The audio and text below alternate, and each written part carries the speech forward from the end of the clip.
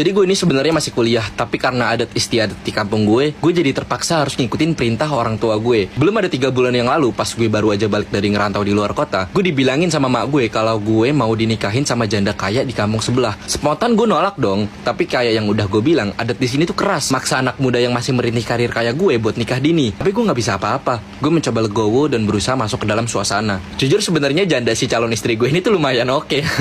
Muda, kaya, cantik. Makanya aneh aja kenapa banyak rumor kalau suaminya kabur. Padahal dulu calon istri gue ini anak petani yang tiba-tiba jadi kaya mendadak. Emang aneh sih, tapi ya udahlah. BTW langkah pertama yang gue lakuin adalah deketin anaknya. Cewek namanya Zabira, umur 10 tahunan. Berawal dari nggak kenal sampai saat itu udah lumayan akrab sama dia. 3 bulan masa kenalan yang membuat cara berpikir gue berputar 180 derajat. Gue jadi sayang sama calon istri gue dan anaknya. Tapi semua itu berubah tepat 1 hari setelah pernikahan. Entah kenapa Zabira jadi seakan benci sama gue, gak pernah mau nurut sama gue, bahkan gak pernah mau natap wajah gue. Ingat loh, dulu gue pernah akrab sama dia.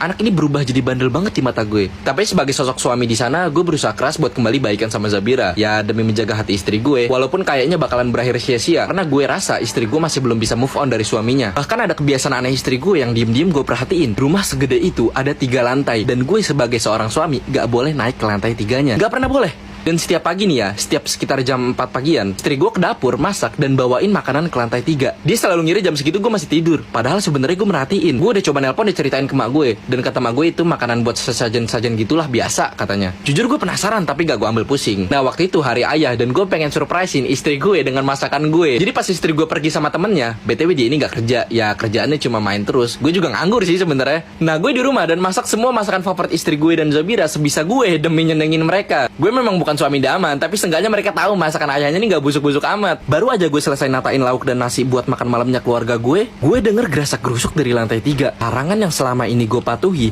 harus gue patahi demi rasa penasaran yang selalu menghantui gue. Gue naiklah ke atas, anak tangga demi anak tangga gue lalui. Setelah akhirnya sampai di lantai 3, gue kaget karena di sana ada banyak ruangan. Ada 7 ruangan mungkin, yang masing-masing ruangan ada namanya. Gue baca satu persatu. Akbar, Ali, Bagas, Rai, Prak. Kepala gue dipukul benda tumpul dari belakang dan gue pingsan. Butuh 15 menitan hingga gue bisa tersadar kembali hanya untuk bangun di atas tempat tidur. Dalam keadaan kaki dan tangan gue diikat pakai rantai ke tempat tidur. Mulut gue ditutup lakban, tapi mata gue ngeliat jelas. Istri, anak, dan mantan suaminya lagi natap gue dengan senyuman lebar. Suaminya mendekati kuping gue dan bilang, "Kamu pikir dari dulu kita kaya gara-gara apa? Apa keluarga miskinmu gak sadar? Istriku ini udah nikahin 6 cowok dari kampung sekitar dan semuanya hilang tanpa jejak." Detik itu juga gue tahu mereka ngelakuin apa dan akan jadiin gue apa. Gue pengen teriak, tapi lakban di mulut gue bener-bener melekat. Kita lihat jam 12 malam nanti ya.